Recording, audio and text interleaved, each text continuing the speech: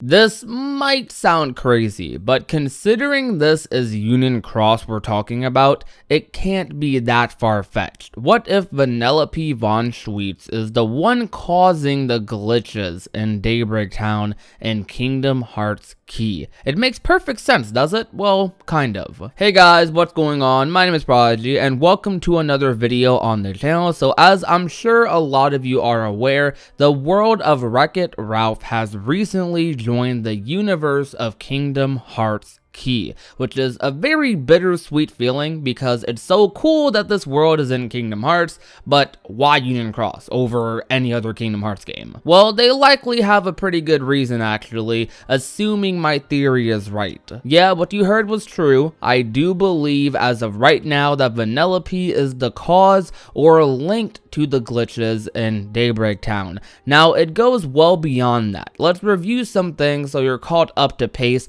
with how the game station managed to even make it into Kingdom Hearts Union Cross and why we are trying to find out what's going on. So over the past couple of months with Kingdom Hearts Key, data anomalies have taken over. We've seen plenty of scenes of Daybreak Town glitching, which is something that Blaine clarifies in another update that is something that should be only happening in a data world, like the ones the Keyblade wielders train in, the Disney worlds. Though they can't seem to figure out if this Daybreak Town is the real or the data one, which is a big deal because if this is the real Daybreak Town, why are data related problems occurring? Which is them hinting at the possibility of this Daybreak Town actually being the data one. Though there seems to be a world that is connected to this place that seems likely to be causing the data anomalies, though the weird thing about this compared to the other Kingdom Hearts worlds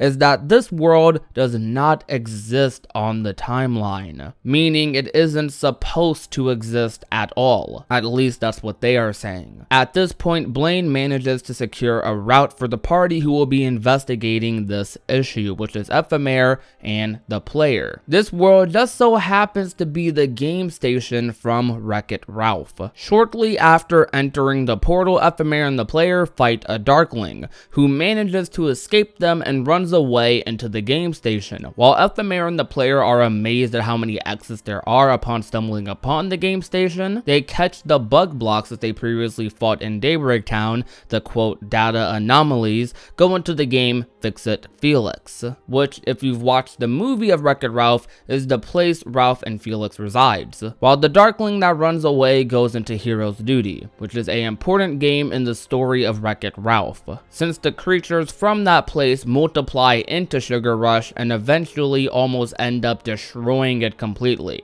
The player and Ephemer at this point split up, Ephemer going into Hero's Duty and the player going into Fix-It Felix. The player fights some enemies and fights Ralph, even throwing him off of the building similar to how Felix always does in the movie. Though while Ralph encounters the player, Ralph is confused because this is a person he knows doesn't belong here and claims the player is going turbo, which is, if you don't know, the term used in this world for abandoning your game. Think of it as going rogue. When someone goes turbo, often the people in the real world see it as a bug or error in the game and they end up unplugging it, which is of course a bad thing, which is a huge deal for their world because this is the equivalent of being homeless. Kirthi believes that Ralph could give them the answers they need since he plays the villain role in this world, and being on the villain side naturally in the Kingdom Hearts world leads to darkness. This storyline completely is following the story of the movie so far, of the Wreck-It Ralph movie, where Felix is throwing a party and of course not inviting Ralph,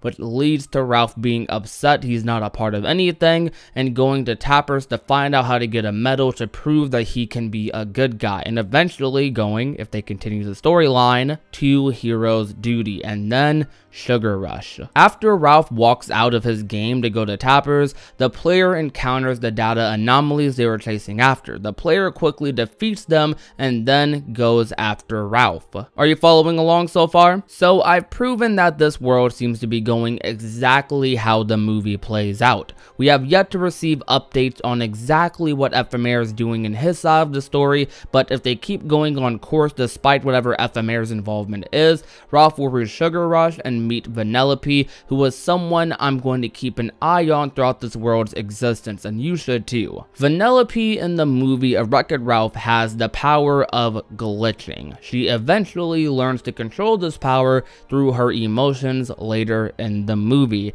though in the movie of Wreck-It Ralph there's a villain we call Turbo, who is of course King Candy in the movie of Wreck-It Ralph. King Candy alters the code of Sugar Rush so that he can be the leader instead of Vanellope, tearing her code apart and turning her essentially into a glitch. I want to focus on this code for a bit. Let's assume all video games have something like this, which they definitely do, and if you've watched Ralph Breaks the Internet, that is especially the case. Well, actually, rather than limit that to video games, let's talk about all data worlds having something like this, because that's very likely as well, which would mean Daybreak Town would also have something similar, and a Daybreak Town code would be allowed to be altered as well. These data anomalies are extremely similar to the bug blocks from Recoded. If you search up what bug blocks are on the Kingdom Hearts wiki, or have simply watched Recoded, it says the bug blocks appear in all of the data worlds from Jiminy's journal. They are a product of the data bugs from digitizing the journal. Data Sora must destroy the bug blocks in order to progress through worlds as well as fix the data worlds.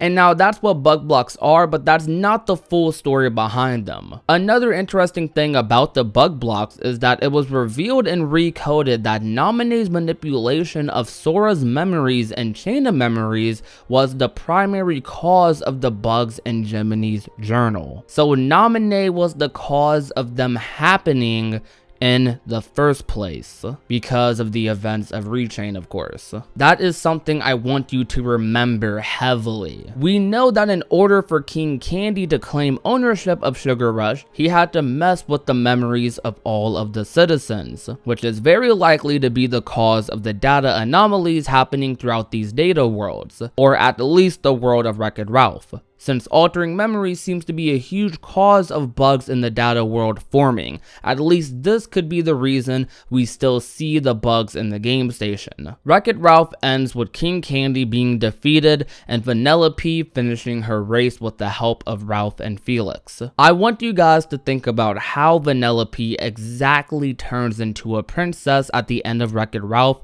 and why the race was so important for her, why it was such a crucial part of the story of her returning to what she was supposed to be. When Vanellope was allowed to finish the race, her code was also allowed to be reset. So her finishing the race allowed her code to be put back to normal. The reason these things are important is because you can see the similarities between this world and ours, which our world is Daybreak Town. It's no random coincidence that Wreck-It Ralph just happens to be the world that is connected to Daybreak Town, to this supposed data Daybreak Town. The simple fact that Daybreak Town is data seems to have allowed these worlds to be connected. But the question I bring is, what if our data world can reset? What if our data Daybreak Town was restored? Would a restored Daybreak Town be the world we were expecting? Would it still be Daybreak Town? I believe that our problems in Daybreak Town are one of the same as the problems with the Ralph world and the game station.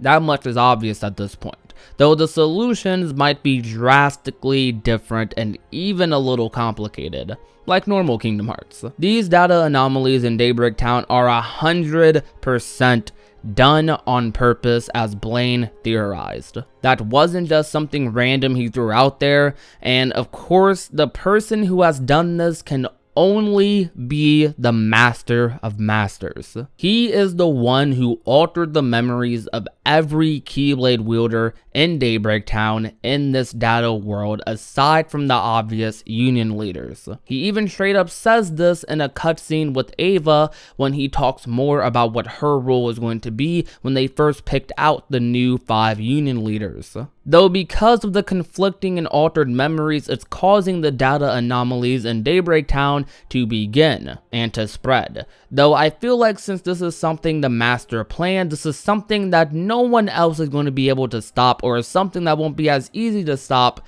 except maybe for Blaine. It is clear that Blaine is the virus spoken about in the secret reports by Luxu, the one the Master did not choose, and he's going to be the one to solve this issue, but not by saving Daybreak Town, but by helping the other 4 escape into another world line, as is written in the secret report number 9 of Kingdom Hearts 3. It could be possible that Daybreak Town gets destroyed in a similar fashion to how Sugar Rush almost did in the movie, though the question is, why did the Master create a data world only to destroy it? The Master knew the data anomalies would happen. In fact, he directly caused it. This virus, this person the Master didn't choose, yet despite not choosing him, everything seems to be too calculated. And this world, this game station, is basically us just experiencing what our world is definitely going to experience. And that is borderline destruction.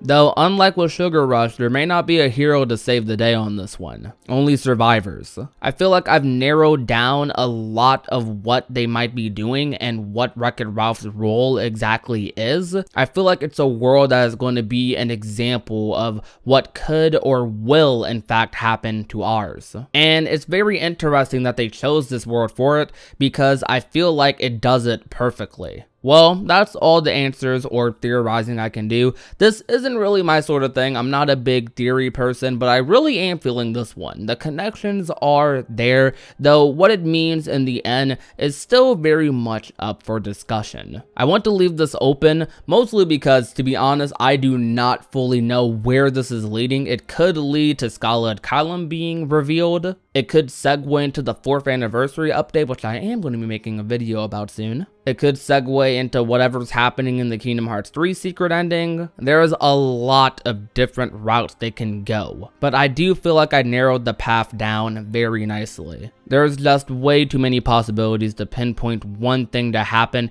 even if I manage to narrow down the other parts. The only thing certain to happen right now are the 5 Union leaders escape, and amongst the chaos, the first person to be bequeathed the Goat of Atonement will be known. I'm also curious as to what exactly people like Scold and Marluxia are doing during this time. There's honestly a lot going on in Kingdom Hearts Union Cross, so much to potentially theorize about in the future as well, and it's all so interesting. I'm very excited to hear what you guys think about this theory and what you can add to it. If you enjoyed today's video, leave a like, share the video with a friend or family member, and last but not least, if you have not already and want to become a part of the Union, all you have to do is hit that red little subscribe button down below. My name is Prodigy, and I will talk to you guys soon. Peace out.